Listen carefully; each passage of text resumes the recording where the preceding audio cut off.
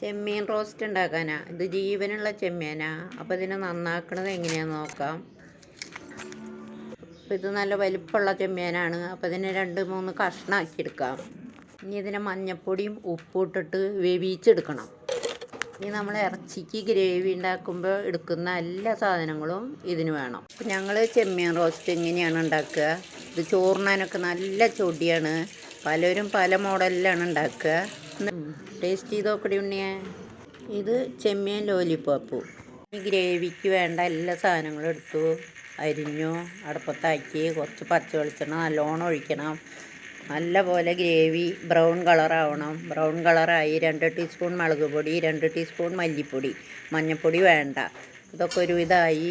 അപ്പോൾ നമുക്ക് അതിൽ 2 തക്കാളി അരിഞ്ഞിട്ടു അത് നല്ല കുഴമ്പ് രൂപമാക്കുക.